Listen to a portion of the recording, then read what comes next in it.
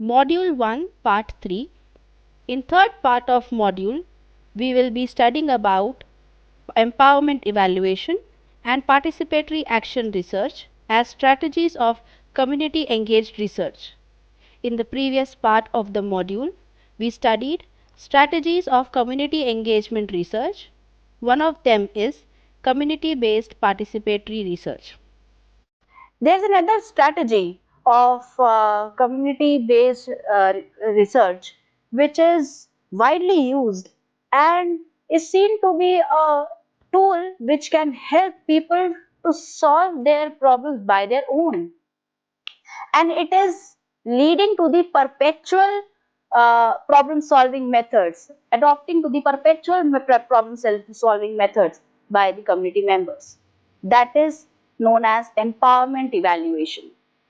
Empowerment evaluation is a very vital tool which empowers the people to work on their problems and evaluate their solutions on the basis of whatever they have done and then reach out a conclusion with the best solution.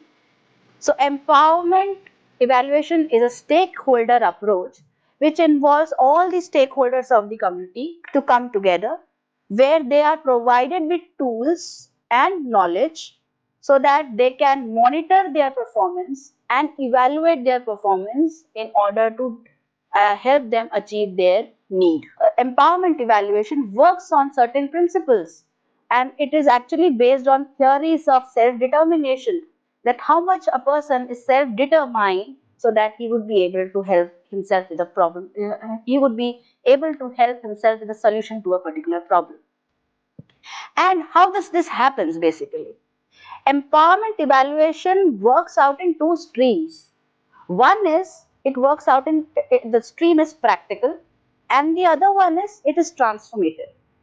So if a person is provided with tools and knowledge about particular phenomena, about understanding the problems how the problems can be dealt with, he can deal with he can use the pragmatic approach to solve his problems, where the productivity can be increased, where different problems can be solved. A more practical approach towards the problem solving. The second one is how people are able to emerge as a problem solver and how they see themselves as a standard that they can again do that problem solving exercises. They see a change in themselves. They see a change in the form of their individual existence. They observe the society at large. They observe the needs of the society and then help everybody to grow together.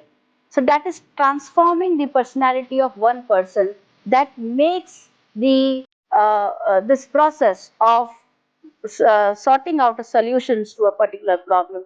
It is actually it is a perpetual. It becomes a perpetual process, right? And I've got a example for you to understand. For example, this is demonstrated from the figure as well.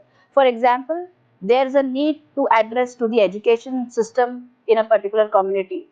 Then how this need can be addressed? Different people in the community can come together, like students, like parents, like teachers, like staff members, and the other community members.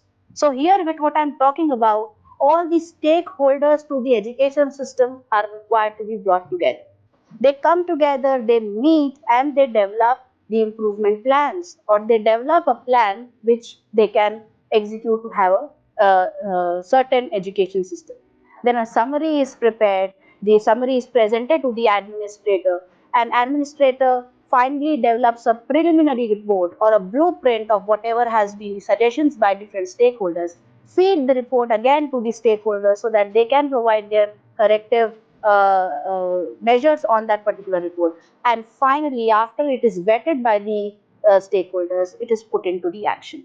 So how it had happened? It had happened through the empowerment evaluation, that people were given resources, people were asked to talk about their problems and were empowered that they can deal with their own problems by themselves, given the resources.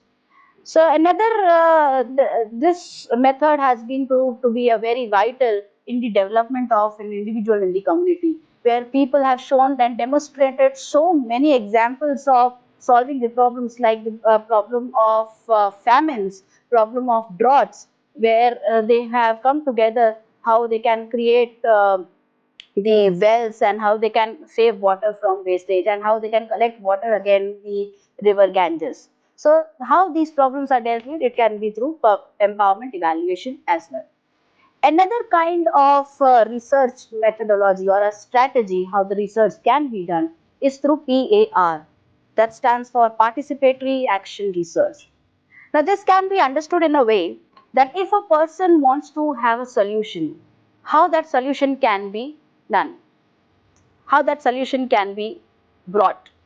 It can be brought by exercising some of the alternative solutions on the agents of the community, involving them in the testing methodology of the particular research process, involving them as human subjects to the process. The research methodology can be adopted, and hence solution can be put forth. So it works on a model which say people plan, people act, people observe and then reflect. It works on the principle of visioning how the things can happen, implementing the action plan, monitoring on the action plan and evaluating and learning from whatever has been implemented. That is particularly the control process that person can work on whatever has been done. So it aims to improve the problem solving process by involving the people in the research as subjects and helping them to understand that how the solutions can be brought into.